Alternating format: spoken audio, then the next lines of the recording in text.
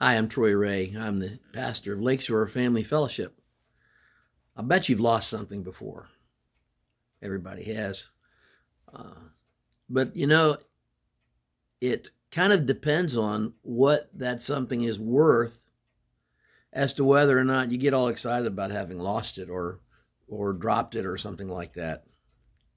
I'll give you an example. When I was a kid in Sanford, we used to play in the woods down at the end of our street. And they were huge woods to us. In reality, they were probably 2 or 3 city blocks. But we had a lot of fun in those woods, and running right through those woods was a huge sewer pipe. I think it was like maybe 6 feet in diameter, and half of it was above the ground, and it went right through the woods. It was made of clay tile that was held together by mortar, and it had lots of cracks and breaks in it. It was old. Well, it was a sewer pipe, and so it stunk. It had stinky stuff in it, and if you dropped something in there, you'd give it a thought before you would go down in there and get it. I mean, if you dropped a quarter, forget it. You know, if you dropped $1, $5, what if you dropped $100? Would you go down in there in that sewage and root around and find your $100 bill?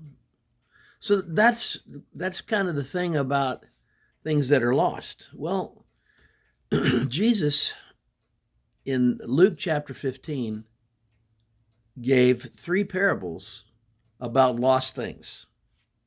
And you probably know these well. The first one is the parable of the lost sheep. The second one is the parable of the lost coin. And the third one is the parable of the lost son. In the first parable, there are 100 sheep and one gets lost. Now, this one gets lost, and the shepherd goes and finds it. Which is, and in the telling of it, Jesus emphasizes that he left the 99. That's kind of extraordinary to me. If you think about it, one sheep is lost, 99 are not. I'm going to leave the 99 so that they can get lost too. But that's not what it's about. That's not what it's about. The second one, the lost coin, it says that this woman had 10 coins. There are different ideas about what these coins were. Some have said that it was the bridal price so that she could get married. That would be her dowry.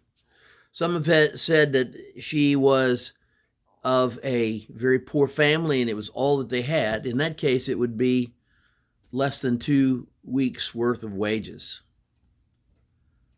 But it says that she emptied everything out of her house into the street and swept it until she found the coin. Now, the third one, the one about the lost son, is much longer and has more detail. And in the telling, Jesus goes out of his way, really, to show that this son was not worthy of being taken back in. But he also shows that this son truly recognized the extent of his folly and said to himself, maybe with the kind of person that my father is, I can be accepted back as a servant. And then at least I'll have what I need. The father accepts him back and treats him as though he were never gone. You almost could get from this that he treats him better than he had treated him before he went away. Certainly, the older brother, who is on the periphery of this story, feels that way, that he was treating him with more value than he had. And that's the clue. These parables are not about being lost, although there's something to be said for that. They're about value.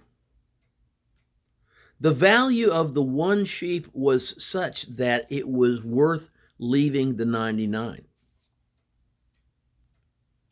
Likewise, the coin. Not what it cost, not what the sheep might be sold for, but what was its value to the owner. And in the last parable, the value of the young man to his father was beyond measure.